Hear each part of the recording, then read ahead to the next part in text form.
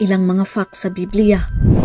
Alam mo ba na walang purgatory kapag namatay ka dahil meron na agad judgment? Ayon sa taliwas na paniniwala, ang purgatorio ay isang lugar ng pansamantalang pagpaparusa para sa mga yumauna na hindi lubusang nakalaya sa mga kasalanang venial o hindi nakabayad ng buo sa kanilang mga kasalanan. O sa ibang salita, dito lilinisin ang mga kasalanan na hindi pa nababayaran ng buo noong siya ay nabubuhay pa. Ngunit alam mo bang ito ay hindi sinasabi sa Biblia? Sinasabi ng Biblia sa Hebrew chapter 9 verse 27, itinakda sa mga tao ang mamatay ng minsan at pagkatapos nito'y ang paghuhukom ng Diyos. Ang judgment ay direktang mangyayari kapag yumao ang isang tao at ang kanyang kaluluwa ay meron na agad na patutunguhan, isang buhay na walang hanggan o walang hanggang kapahamakan at hindi totoong may purgatory. Number 2. Alam mo bang hindi mo kailangang maging mabuti para maligtas ka, pero kaya mong maging tunay na mabuti pag ligtas ka na? Hindi ang ating mabubuting gawa ang makapagliligtas sa atin, kundi sa pamamagitan lamang ng genuine faith natin sa Panginoong Jesucristo. Sabi nga sa Biblia sa Efeso chapter 2 verse 8, sapagkat dahil sa kagandahang loob ng Diyos, kayo ay naligtas sa pamamagitan ng pananampalataya at ang kaligtasang ito ay kaloob ng Diyos at hindi sa pamamagitan ng inyong sarili. Hindi ito bunga ng inyong mga gawa, kaya't walang dapat ipagmalaki ang sinuman.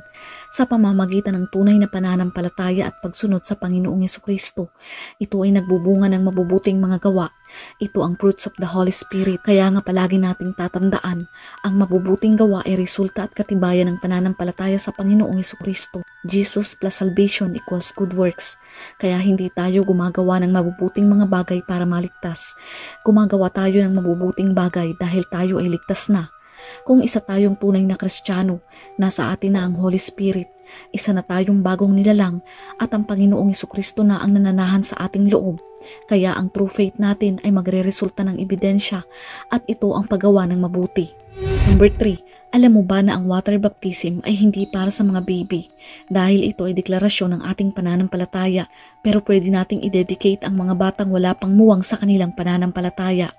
Ang bautismo sa tubig ay pampublikong pagpapahayag o tinatawag na public proclamation na ang isang mananampalataya ay idinideklara na nakipag-isa na kay Kristo at sa kanyang pananampalataya. Ang bautismo sa tubig ay hindi nagliligtas, ngunit sa halip tayo ay naligtas sa pamamagitan ng biyaya, sa pamamagitan ng pananampalataya na hiwalay sa mga gawa. Kaya nga sabi sa Biblia, walang makakapasok sa kaharian ng Diyos maliban kung sila ay ipanganak sa tubig at espiritu, na nagsasabi na ang isang tao ay nangangailangan ng isang bagong kapanganakan, kapwa sa pisikal at espiritual, upang maging bahagi ng kaharian ng Diyos. Ang bautismo sa tubig ay naglalarawan sa ginawa ng ating Panginoon para sa atin. Habang tayo ay lubusang nakalubog sa tubig, sinasagisag natin ang paglilibing kasama ng ating Panginoon. Tayo ay nabautismuhan sa kanyang kamatayan sa krus at hindi na alipin ang sarili o kasalanan. Kapag tayo ay ibinangon mula sa tubig, tayo ay simbolikong nabuhay na maguli, ibinangon sa bagong buhay kay Kristo upang makasama siya magpakailanman. Number 4. Alam mo ba na ayaw ng Diyos na tayo ay lumuhod, magdasal o sumamba sa anumang imahe, rebulto o anumang nilikha ng Diyos, lalo na sa likha ng mga tao? Huwag kang sasamba sa ibang Diyos maliban sa akin. Huwag kang gagawa ng imahe ng anumang nilalang na nasa langit, nasa lupa o nasa tubig upang sambahin. Huwag mo silang yuyukuran ni sasambahin, sapagkat akong si Yahweh na iyong Diyos ay mapanibuguing Diyos. Sabi rin sa Isayas, walang kwentang tao ang gumagawa ng rebulto at walang kabuluhan ng mga Diyos-Diyos ang kanilang pinapahalagahan.